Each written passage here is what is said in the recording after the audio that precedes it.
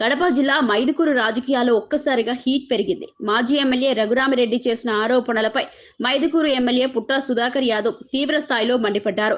ఈ మేరకు ఆయన మీడియా సమావేశం నిర్వహించి రఘురామిరెడ్డి వ్యాఖ్యలకు ఘాటుగా స్పందించారు.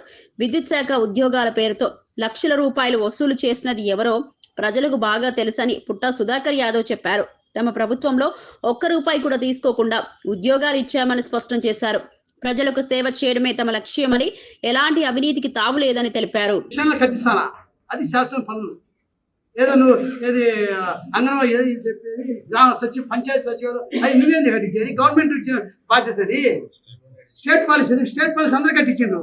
ఇది స్పెషల్ బాధ్యత ఎవరికి? స్టేట్ ఎవరు కట్టించలేదు, నేను ఒక్కనే కట్టించిన. అది నేను స్పెషల్ కట్టించిన. పార్టీలకు అతీతంగా ఊర్లో కడితే అందరూ రావాలని. ఎందుకంటే ఒక మఠం ఉంది, మఠంలో పూడ్చుకునే స్థలం లేదు, 20-30 సెంట్లు స్థలం ఉంది. 10 ఎకరాలు ఆక్యుపై చేసిండు. నేను ఆ స్పెషల్ పెట్టిందనా ఇప్పుడు 10 ఎకరాలు ఆక్యుపై చేసేందుకు బయటకు వచ్చింది. 10 ఎకరాలు ప్రశాంతంగా ప్రజలందరూ పూడ్చుకుంటున్నారు. మీ కార్యకర్తలు పూడ్చుకుంటున్నారు, నా కార్యకర్తలు కాదు, ప్రజలు కాదు, మీ వాళ్ళు కూడా.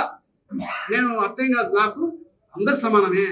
ఎలక్షన్ రోజు ఎలక్షన్ జరిపినాం, ఆ తర్వాత అభివృద్ధి బాటలో మేము పోతున్నాం. నువ్వు కూడా తీసుకోవని చెప్పినాం. నువ్వు జెడ్పీటీసీ కానీ పెద్ద జెడ్పీటీసీ కానీ చెప్తున్నావు, నీకన్నా ముందుగానే మేము శాంక్షన్ చేయించినాం. అభివృద్ధికి మేము సహకరిస్తాము, నువ్వేమంటే అభివృద్ధి సహకరించు. ఇటువంటి చిల్లర రాజకీయాలు, చిల్లర అవినీతి గురించి నువ్వు మాట్లాడితే నీకు ఏజ్ అయింది, ఆ విలువ కూడా ప్రజల్లో తగ్గించుకుంటావు. అది చేయగాకు. ఏమైనా నువ్వు చేయాలంటే ఎవరు అవినీతి పడో నిజాయితీ పడో కాలమే కొద్ది రోజుల్లో తెలియజేస్తుంది. కాలమే తెలియజేస్తుంది. మనం చెప్పాల్సి మళ్ళీ కాలమే తెలియజేస్తుంది. రేపు ప్రజలే రేపు 2029 నిర్ణయిస్తారు. దానికి మనం అందరం కట్టుబడి ఉండాల్సిందే. నిజాయితీగా పనిచేస్తే ప్రజలు ఓట్లేస్తారు, నిజాయితీ పనిచేస్తుంటే నిన్ను ఇంటికి పంపించి నన్ను ఇంటికి పంపించారు. ఇవన్నీ ప్రజలకు తెలియజేయాలని చెప్పే ఉద్దేశంతో ఈరోజు నేను ఎప్పుడు ఇంత డీటెయిల్గా ఎప్పుడు చెప్పదలుచుకోలేదు.